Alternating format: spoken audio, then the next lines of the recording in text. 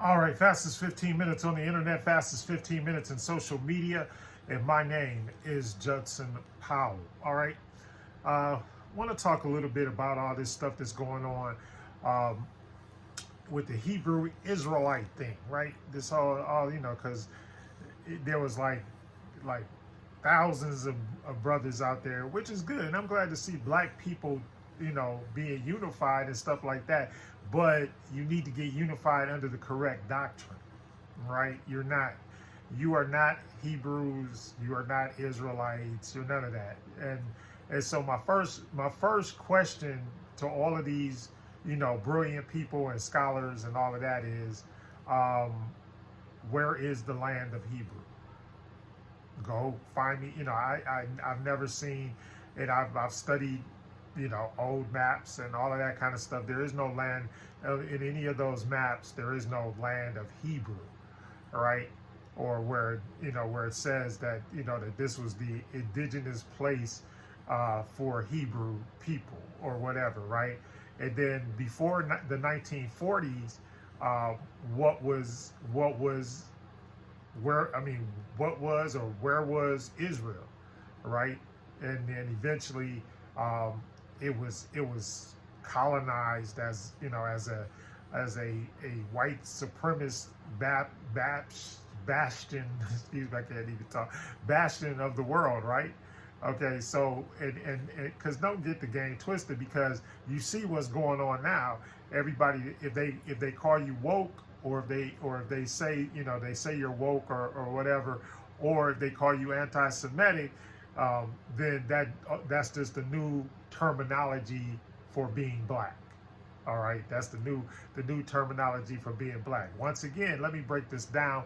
The reason why I use color is because that's what the ancestors used. All right, everybody else tried to change what we are, who we are, all of that kind of stuff. But the ancestors, and that's why it's irrefutable proof. I mean, it really is. It's like, okay, they made these hieroglyphs, and they made all kinds of, they put it this way, they left documentation everywhere, right? There's documentation everywhere of this. And there is one particular hieroglyph that has survived like 50,000 years. And the thing is that what does it show? It shows the four races of people, and they are black, brown, red, and yellow. And that's how our ancestors described it. So if our ancestors describe it that way, and I'm talking about these people were around way before the Bible. The Bible wasn't even thought about at this particular point, or this particular juncture in history. There was no Bible. There was no biblical scholars and all of this kind of stuff. That didn't exist. So how can you get a theory or get some kind of hypothesis to something that doesn't exist or never existed? It didn't exist. And that's why I'm trying to get y'all to wake up and see.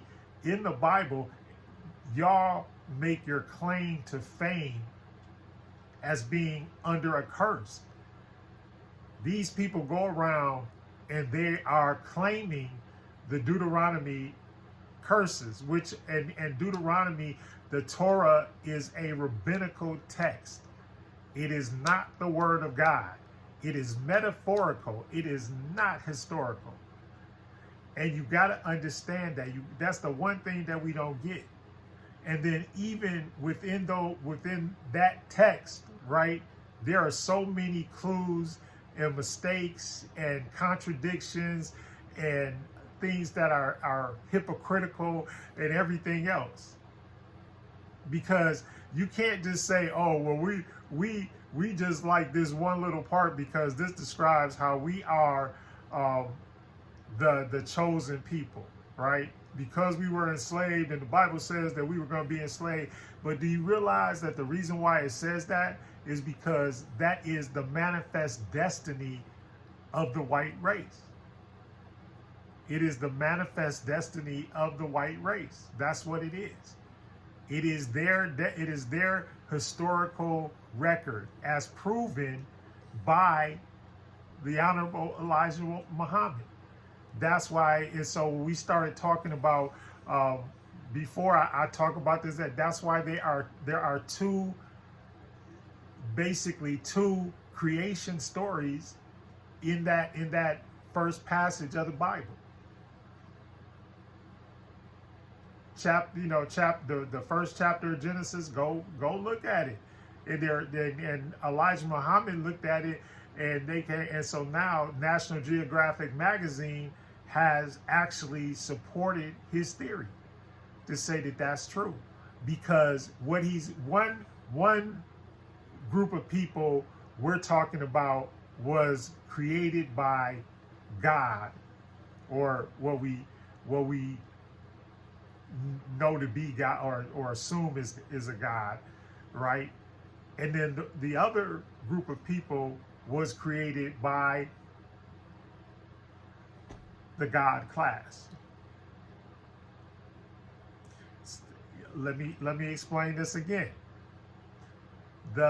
What they call God or whatever invented the human, and then the human invented the Caucasian. The Caucasian is our brainchild. It's our creation, which is why we do not have the right on so many levels to be, complaining and everything about the things that go on in the world. Because we created, and it had to be this way, but we created our polar opposite.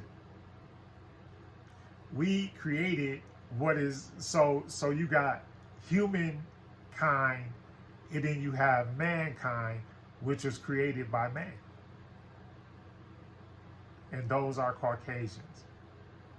And those are the people that we pushed into the Caucasus Mountains, and that bred with, all different, we bred them with all different types of animals and all that kind of stuff. Which is something that, and of course they don't want to admit to that, and we don't want to admit to it either, because we did something wrong to them. So now, with this 6,000-year-old book, and remember, at the time that these religious books were being written, right, there were scribes. Most people couldn't read. Most people had never looked at a Bible, held a Bible, done anything like that. So that's a big difference between what we have nowadays, because you can get a Bible anywhere. They got them in all the hotel rooms. They got online Bibles. They got all kinds of Bibles, right? All different translations, all different this, that, and the other thing. And the problem with them all is that they're stolen.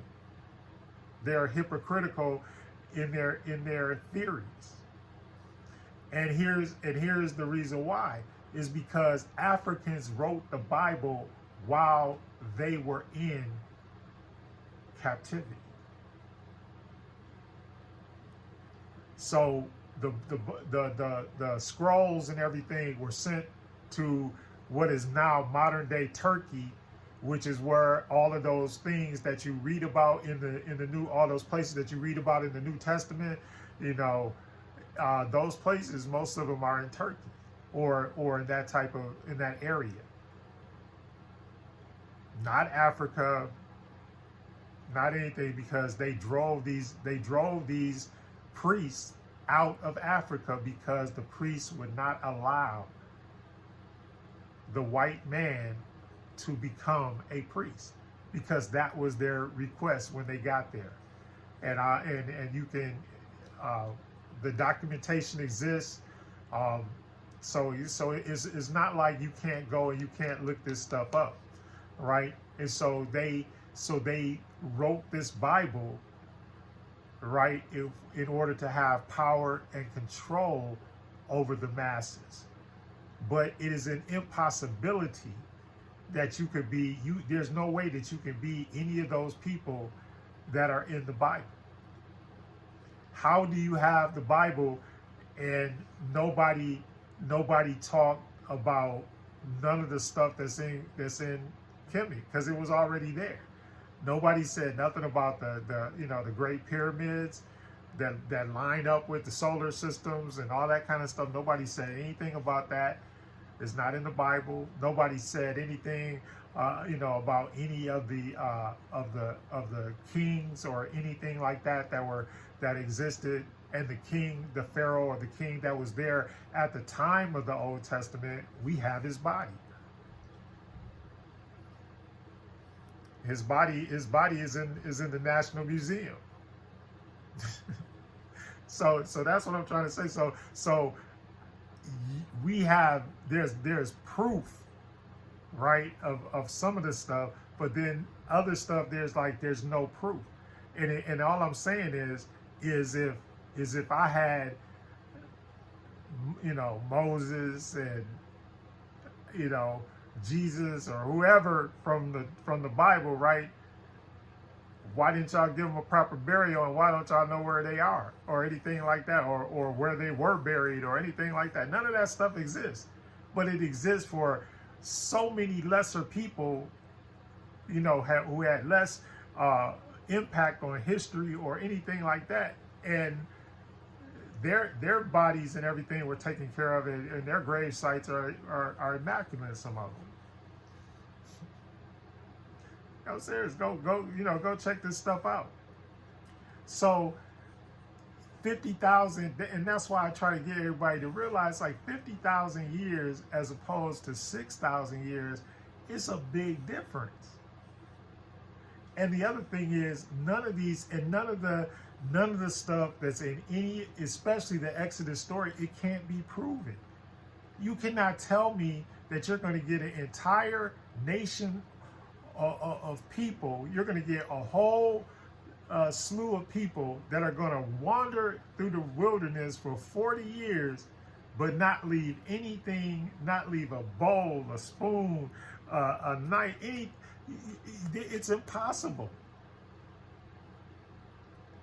I mean, you can go down, look, I can take you to homeless shelters or homeless encampments in various cities, right? And you will see that there is no way possible that you could have a large group of people all be together and not leave anything. There's no artifacts, no nothing. And the reason why, and you are not these people that they're trying to say, because these people are cursed. Passover is a curse. Passover is a curse. What did they do? Fratricide. Cain killed Abel. It's a curse. I can go through the Bible and I can tell y'all 1,000 of them.